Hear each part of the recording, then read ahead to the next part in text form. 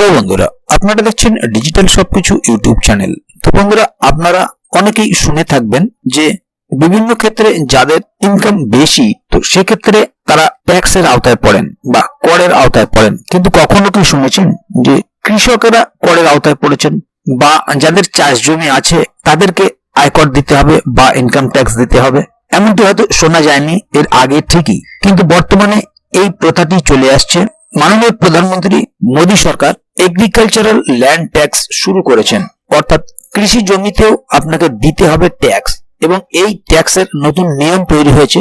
তাই যাদের কৃষি জমি আছে বা যাদের চাষযোগ্য জমি আছে, সেই সমস্ত জমিতে তাদেরকে ট্যাক্স দিতে হবে, এবং না দিলে কি হতে পারে সে বিষয়টি নিয়েও আজকের ভিডিওতে আলোচনা করব, এবং নতুন কিভাবে ট্যাক্স নেওয়া হবে সেটিও ভিডিওর মাধ্যমে আলোচনা করা হবে।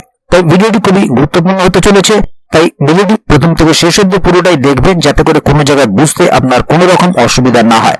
মূল বিষয়ে যাওয়ার আগে অবশ্যই আপনাদের কাছে ছোট্ট একটি অনুরোধ, যদি আপনি আমাদের চ্যানেলে প্রথমবার হয়ে থাকেন তাহলে অবশ্যই চ্যানেলটিকে সাবস্ক্রাইব করে বেল আইকনটি প্রেস করে অল নোটিফিকেশনে ক্লিক করে দেবেন, যাতে করে আমাদের চ্যানেলে যখন কোনো নতুন ভিডিও আপলোড হবে তা সরাসরি আপনার কাছে পৌঁছে যায়। তো চলুন দেখে নেওয়া যাক এখানে বিষয়টি ঠিক কি বলা হচ্ছে।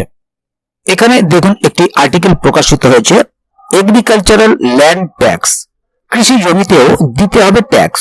এই ট্যাক্সের নিয়মটি জানেন কি? ট্যাক্স বা করের আওতা থেকে আর বাদ নেই কৃষকরা। আয়কর বা ইনকাম ট্যাক্স কথাটির সঙ্গে আমরা সকলেই কম বেশি পরিচিত।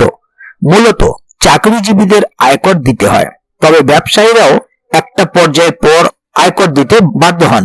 যারা প্রতিষ্ঠিত ব্যবসায়ী হন তাদের আয়করের মাত্রা অনেক বেশি হয়।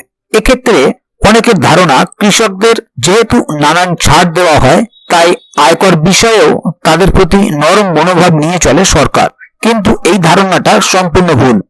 কোনো কৃষকের মুনাফা যদি করযোগ্য আয়ের অধীনে পড়ে তবে তাকে নিয়মমাফিক আয়কর দিতেই হবে। এছাড়াও যে কৃষক ততটাও আয় করতে পারেন না তাকেও প্রয়োজনে কর দিতে হতে পারে।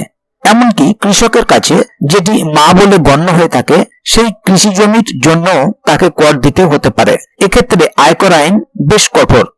এমনিতে কৃষি জমির উপর একটি নির্দিষ্ট কর আছে, যার পরিমাণ খুব একটা বেশি নয়, তাই সেটা দিতে দরিদ্র কৃষকদেরও খুব বিশাল অসুবিধা হয় না। কিন্তু কৃষি জমি যদি লেনদেন হয়, অর্থাৎ কোনো কৃষক যদি তার চাষযোগ্য জমি বিক্রি করে দেন, তবে সেক্ষেত্রে অন্যান্য জমি বিক্রির মতোই তার উপরেও কর চাপবে। কেন্দ্রীয় সরকারের নিয়ম অনুযায়ী কৃষি জমি আবার গ্রাম ও শহরের মধ্যে বিভাজিত। সাধারণত শহর এলাকায় আমরা চাষবাস হতে দেখি না, কিন্তু খেয়াল করলে দেখবেন শহরের বিভিন্ন প্রান্তে অনেকটা করে বড় জমি পতিত অবস্থায় পড়ে থাকে। সেখানেও কোনো কলকারখানা যেমন নেই, তেমন কেউ বসবাস করে না, আবার চাষবাসও হয় না। আইন অনুযায়ী এগুলো শহরে কৃষি জমি হিসেবে গণ্য হয়ে থাকে। এগুলির জন্য সংশ্লিষ্ট মালিককে কৃষি জমি কর প্রদান করতে হয়। আবার গ্রামের যে কৃষি জমিতে ফসল উৎপাদন হয় তা যদি কোনো কৃষক অন্য কাউকে বিক্রি করে দেয় তবে তার জন্য দিতে হয় কর। কৃষি জমি বিক্রির নিয়মে এমনিতে বেশ কড়াকড়ি আছে। চাইলেই কৃষি জমিতে কেউ বাড়ি বানিয়ে নিতে পারবেন না, সেক্ষেত্রে সেটি বেআইনি বাড়ি হবে। কারণ এই দেশে কৃষি জমিতে কেবলমাত্র কৃষিকাজ করারই ছাড়পত্র দেওয়া আছে, সেখানে জমির চরিত্র বদল বৈধ পথে সম্ভব নয়। তাই আপনার কৃষি জমি কাউকে বিক্রি করলে সে সেই জমিতে কেবলমাত্র চাষই করতে পারবে, অন্য কোনো কাজে ওই জমি ব্যবহার করার বিন্দুমাত্র অনুমতি নেই। তাহলে বন্ধুরা, বুঝতে পারছেন এখানে বিষয়টি ঠিক কি বলা হলো। আপনার কৃষি জমি থাকলেও তাতে কর দিতে হবে, এমনটাই নির্দিষ্ট করছে সরকারের পক্ষ থেকে, এবং কবে থেকে বা কতটা দিতে হবে সে বিষয়ে এখনো কোনো কিছু বলা হয়নি এই আর্টিকেলের ভিতরে। তবে এ বিষয়ে যদি আরো কোনো আপডেট আসে তা অবশ্যই আপনাদের কাছে তুলে ধরা হবে এই চ্যানেলের মধ্য দিয়ে। সে কারণে অবশ্যই চ্যানেলের সঙ্গে থাকবেন, চ্যানেলটিকে সাবস্ক্রাইব করে, যাতে এ বিষয়ে কোনো আপডেট আসলে তা সরাসরি আপনাদের কাছে পৌঁছে যায়। তো বন্ধুরা, আজকের গুরুত্বপূর্ণ ভিডিও আপডেটটি এখানেই শেষ করছি। ভিডিওটি সম্বন্ধে যদি কোথাও কোনো প্রশ্ন থাকে এবং আপনার কৃষি জমি আছে কিনা অবশ্যই কমেন্ট বক্সে লিখে জানাবেন। ভিডিওটি ভালো লাগলে অবশ্যই একটি লাইক দেবেন এবং বন্ধুদের সাথে ভিডিওটিকে শেয়ার করবেন, যাতে তারাও বিষয়টি সম্বন্ধে জানতে পারে।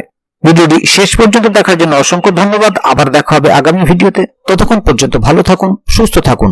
ধন্যবাদ।